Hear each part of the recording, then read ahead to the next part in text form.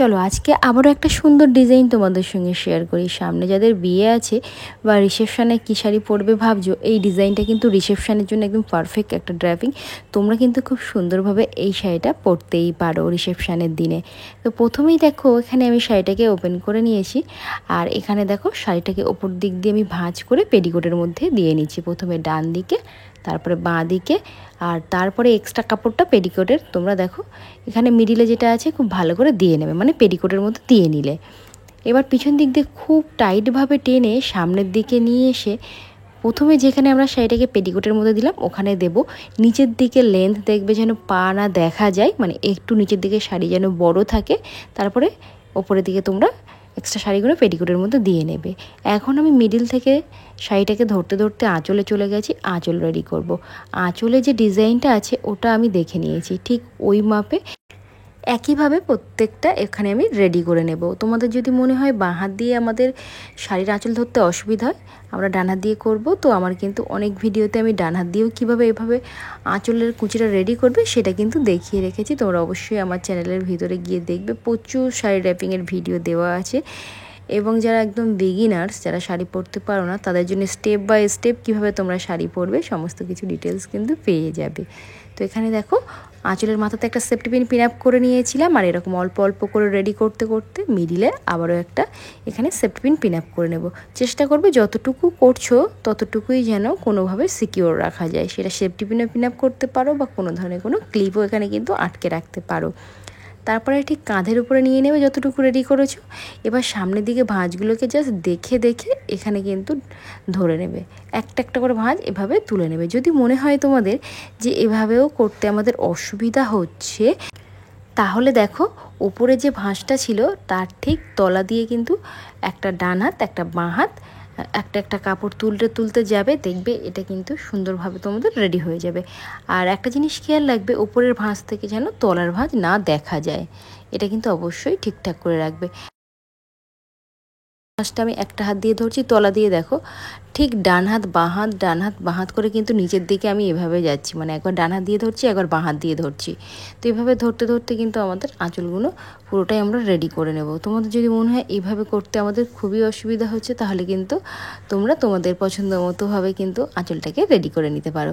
এখানে আমি ততটাই বড় করব যে যত সময় না পিছনে আমাদের মেজ ছুঁয়ে যাচ্ছে, মানে এই ডিজাইনটা তোমরা আঁচলটা আগেই রেডি করে নেবে। দেখো আমি এতটা আঁচল রেডি করে পিন আপ করে নিয়েছি। আঁচলের মাথাটাকে এখন আমরা সামনে আনবো। তো তোমরা চাইলে এটা কিন্তু ডান হাতের উপরে রাখতে পারো, আবার বাঁ হাতের উপরেও রাখতে পারো। আজকে আমি বাঁ হাতের উপরে রেখেছি। এবার এদিকে হাঁটুর নিচ থেকে অনেকটাই নামিয়ে রেখেছিলাম।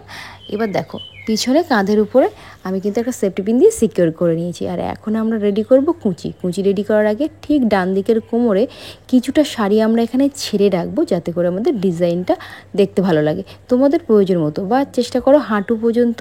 দেখো ঠিক হাঁটুর নিচ পর্যন্ত শাড়িটা যখনই নেমে গেছে তখনই কিন্তু আমি ওখানে রেখে দিয়েছি ওই মেজারমেন্ট করে।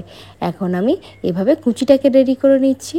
দেখতে পেলে এখানে কিন্তু কুচিটা খুবই কম হবে, হার্ডলি 3 থেকে 4টে কুচি হবে, আর দেখতেও কিন্তু বেশ সুন্দর লাগে।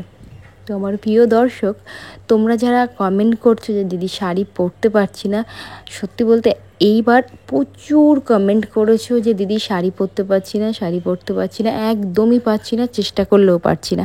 আমার চ্যানেলে আমি স্টেপ বাই স্টেপ, মানে প্রথমে কিভাবে তোমরা শাড়িটাকে শুরু করবে, তারপরে কিভাবে যাবে, প্রত্যেকটা একদম সিম্পল একটা র্যাপিং দেওয়া আছে।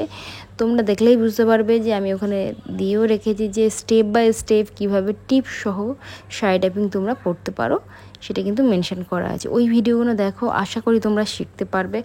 আর তাও যদি না শিখতে পারো, আমি কিন্তু এর আগের ভিডিওতে আবারও সেম খুব ভালো করে দেখিয়ে দিয়েছিলাম যে কিভাবে তোমরা শাড়ি র্যাপিং করতে পারো।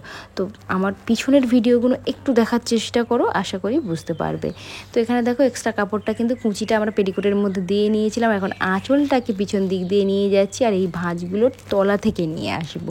এই ভাঁজগুলো তলা থেকে নিয়ে আসবো, যেহেতু এখানে আঁচলের মাথাতে সুন্দর ডিজাইন আছে, সেক্ষেত্রে এরকম যদি তোমরা ডিজাইন করো রিসেপশানের দিন, দেখতে কিন্তু তোমাদেরকে খুবই সুন্দর লাগবে। আর এটা একদম রিসেপশনের জন্য পারফেক্ট একটা শাড়ির র্যাপিং। তো দেখো এই আঁচলের মাথাতে কুচি সহ একটা এখানে আমি কিন্তু সেফটি পিনটা পিন আপ করে দিয়েছি এখানে, তাহলে আমাদের এই আঁচলের মাথাটা কিন্তু টাইট হয়ে যাবে। এখানে ভাঁজগুলো একটু ঠিক করে নিতে হবে, কারণ এখানে ভাঁজগুলো উল্টো হয়ে যাবে, সেই কারণে উল্টোভাবেই কিন্তু ভাঁজগুলোকে তোমাদেরকে দেখে দেখে ওখানে কিন্তু ঠিক করে নিতে হবে। দেখতে পেলে? তারপরে হাত দিয়ে একটু চেপে নেবে, আর কোমরের দিকটা দেখবে এরকম যেন সবসময় টাইট থাকে। দেখতে বেশ সুন্দর লাগবে এই ডিজাইনটা। আর যখন একদম রেডি হয়ে যাবে তখন একটা সুন্দর দেখে কোমর বন্ধনী পরে নেবে। তোমার প্রিয় দর্শক, আশা করি আজকের শাড়ি ট্যাপিংটাও তোমাদের বুঝতে কোনো জায়গায় অসুবিধা হবে না। খুব ভালো করে দেখো, দেখার সাথে সাথে কিন্তু শাড়িটা পরার চেষ্টা করো, সুন্দরভাবে পরতে পারবে।